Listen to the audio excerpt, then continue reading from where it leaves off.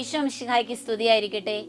ഈശോ സ്നേഹിക്കുന്ന പ്രിയ സഹോദരങ്ങളെ, വിശുദ്ധ മത്തായിയുടെ സുവിശേഷം 23-ാം അധ്യായം 27-ാമത്തെ തിരുവചനത്തില് കർത്താവ് വളരെ രൂക്ഷമായിട്ട് ഒരു മനുഷ്യനിലുള്ള കപടതയെ വിമർശിച്ച് ചൂണ്ടിക്കാണിച്ച് സംസാരിക്കുന്നത് നമുക്ക് കാണാൻ പറ്റും. തിരുവചനത്തിൽ ഇപ്രകാരമാണ് ഈശോ നിയമത്തിലെ ഫരിസേരെയും വിളിക്കുന്നത്: കപട നാട്യക്കാരായ നിയമത്തിലെ ഫരിസേയരെ, നിങ്ങൾക്ക് ദുരിതം. നിങ്ങൾ വെള്ളയടിച്ച കുഴിമാടങ്ങൾക്ക് സദൃശരാണ്. പുറമേ അത് മനോഹരമായിട്ട് കാണപ്പെടുന്നു, പക്ഷെ അതിൻ്റെ ഉള്ളിലോ അസ്ഥികളും കുറെ സർവ്വവിധ മാലിന്യങ്ങളും നിറഞ്ഞു കിടക്കല്ലേ. പ്രിയ സഹോദരങ്ങളെ, നിയമജ്ഞരും ഫരിസേയരും നിയമങ്ങളൊക്കെ വളരെ കർശനമായിട്ട് കണിശമായിട്ടും അനുഷ്ഠിച്ചുകൊണ്ടിരുന്ന വ്യക്തിത്വങ്ങളാണ്.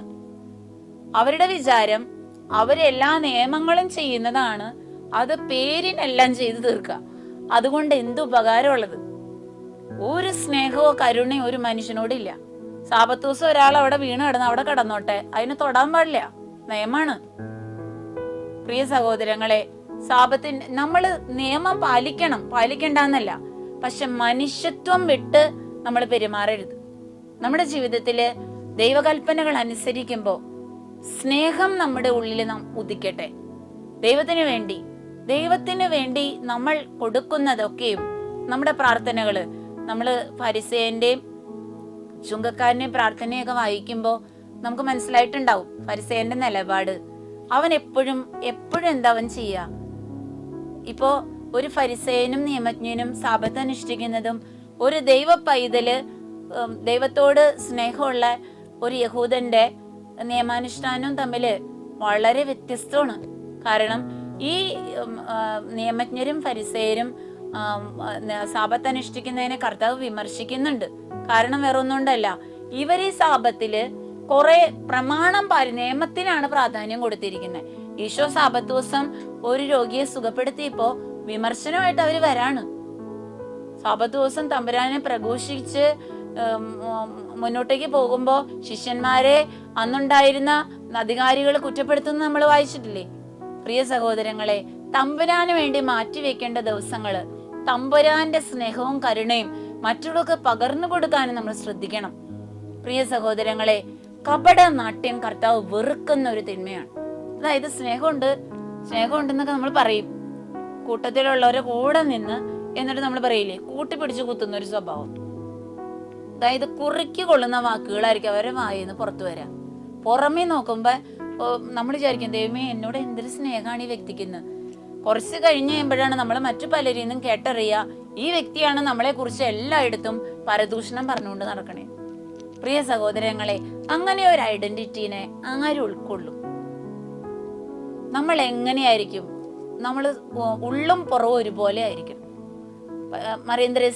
വിശുദ്ധയായ മറിയന്ത്രസ്യമ്മ പറയും, നിങ്ങളുടെ ഹൃദയം കണ്ണാടി പോലെ ഇരുന്നാൽ അത് ആരും കൊണ്ടുപോവില്ല. പ്രിയ സഹോദരങ്ങളെ, നമ്മുടെ ജീവിതത്തില് നമ്മളെ തന്നെ കാണാൻ പറ്റുന്നത് എപ്പോഴാ? നമ്മുടെ ജീവിത ശൈലികളിലൂടെ, പ്രവർത്തനങ്ങളിലൂടെയാണ്. കപടത നമ്മുടെ ജീവിതത്തിലേക്ക് കയറി വരുമ്പോ നമ്മളെല്ലാം കാട്ടിക്കൂട്ടലുകൾ മാത്രമായിട്ട് അധപതിക്കും. അതിനൊന്നും സ്വർഗത്തിൽ സമ്മാനമില്ല. ഞാൻ നിയമം പാലിച്ചു, ഈ ഒരു നിയമം ഞാൻ പാലിച്ചു എന്ന് പറഞ്ഞിട്ട് ഞാൻ സ്വർഗത്തിൽ കയറില്ല. ആ നിയമത്തിൽ അനുശാസിക്കുന്ന സ്നേഹത്തിന്റെ ആ ഒരു പാഠം തിരസ്കരിച്ചിട്ട് ഞാൻ നിയമം പാലിച്ചു, കൽപ്പന പാലിച്ചു എന്ന് പറഞ്ഞ് കുറെ കാര്യങ്ങൾ എഴുതി കൂട്ടിയിട്ടൊന്നും കാര്യമില്ല. അതുകൊണ്ട് പ്രിയ സഹോദരങ്ങളെ, കാപട്യം നമ്മുടെ ഉള്ളിൽ നിന്ന് മാറ്റാം. നമ്മൾ എന്തായിരിക്കുന്നോ അതുപോലെ നമ്മൾ വർത്തിക്കാൻ നോക്ക്. ആളും തരം അനുസരിച്ച് സ്വഭാവം മാറ്റരുത്. ഓന്തിന്റെ സ്വഭാവമില്ലേ, ആ സ്വഭാവം നമ്മൾ എടുക്കരുത്. ഒരാളുടെ അടുത്ത് ഒരു തരം, വേറൊരാളുടെ അടുത്ത് വേറൊരു തരം. നിൽക്കാനറിയാന്ന് പറയില്ലേ, എങ്ങനെയുള്ള ഒരു വീണാലും 4 കാലില് വീഴും. എന്തോരം ഇവരുടെ ജീവിതത്തില് പ്രശ്നങ്ങളും പ്രതിസന്ധികളും ഒപ്പിക്കണ്ടാവുന്നറിയോ? പക്ഷെ എന്നാലും മറ്റുള്ളവരെ കുറ്റം പറഞ്ഞുകൊണ്ടിരിക്കും. ലോകം മുഴുവൻ പാഞ്ഞു നടന്ന് സകലരെയും കുറിച്ച് ഏഷണി പറയുന്ന ഒരു സ്വഭാവം ഈ കപടനാട്യക്കാർക്ക് ഒരിക്കലും സ്വസ്ഥത ഉണ്ടാവില്ല. അവര് പുറമേക്ക് കാണുമ്പോൾ ലോകം മുഴുവൻ നന്നാക്കാൻ നടക്കണം.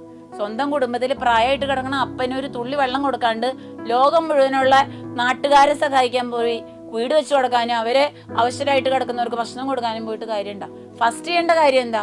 കുടുംബത്തിലുള്ള പ്രായമായവരുടെ അടുത്തിരുന്ന് കുറച്ചു നേരം ഒന്ന് വർത്താനം പറയാൻ, അവറ്റെങ്കിൽ കുറച്ച് നല്ലൊരു ഭക്ഷണം വായിൽ വെച്ചൊന്ന് കൊടുത്തിട്ട് സ്ഥിര സ്നേഹമെങ്കിലും ഒരു മകനടുത്ത് സ്നേഹമെങ്കിലും ചെയ്യാതെ പൊതുപ്രവർത്തനം കൊണ്ട് നടന്നിട്ട് കാര്യമില്ല. കുടുംബം നോക്കാതെ, കുടുംബത്തിന്റെ കാര്യങ്ങൾ ഒന്നും ശ്രദ്ധിക്കാതെ ലോകകാര്യങ്ങൾ നടത്തിപ്പിന് വേണ്ടി പോവരുത്. ദൈവം നമ്മളെ രൂക്ഷമായിട്ട് തിരുത്താണ്. പ്രിയ സഹോദരങ്ങളെ, ഒരപ്പനായ അപ്പന്റെ ഉത്തരവാദിത്വം ചെയ്യണം, അമ്മ അമ്മയുടെ ഉത്തരവാദിത്വം ചെയ്യണം, മക്കളുടെ ഉത്തരവാദിത്വം. അത് തമ്പുരാൻ ആഗ്രഹിക്കുന്നുണ്ട്. അത് വിട്ടിട്ട് ജീവിതത്തിന്റെ ഉത്തരവാദിത്തങ്ങൾ മറന്നിട്ട് കളിക്കല്ലേ. തമ്പുരാന്റെ മുമ്പില് നമ്മൾ ഇതിനൊക്കെ കണക്ക് കൊടുക്കേണ്ടി വരും. അതുകൊണ്ട് നമുക്ക് സൂക്ഷിക്കാം. കർത്താവെ, ഒരിക്കലും കപടതയോടെ ജീവിക്കാൻ എന്നെ അനുവദിക്കല്ലേ. ഈശോയെ, പരിപൂർണമായിട്ട് ഞാൻ എന്നെ തന്നെ സമർപ്പിക്കുകയാണ്. ഒരുപാട് കാപട്യത്തിന്റെ വഴികളിലൂടെ ഞാൻ നടന്നിട്ടുണ്ട്. എന്റെ വാക്കിലും ചിന്തയിലും പെരുമാറ്റ ശൈലികളിലും കപടത പലപ്പോഴും കടന്നുകൂടിയിട്ടുണ്ട് കർത്താവെ. അതെല്ലാം ഓർത്ത് ഞാൻ മനസ്തപിക്കുന്നു. സുതാര്യതയോടെ അങ്ങയുടെ മുമ്പിലും മനുഷ്യരുടെ മുമ്പിലും ആയിരിക്കുന്ന അവസ്ഥയിൽ തന്നെ കാണപ്പെടാൻ, അത്രമാത്രം വിശുദ്ധിയോടെ ജീവിക്കാൻ പരിശുദ്ധാത്മാവെ എന്നെ സഹായിക്കണമേ.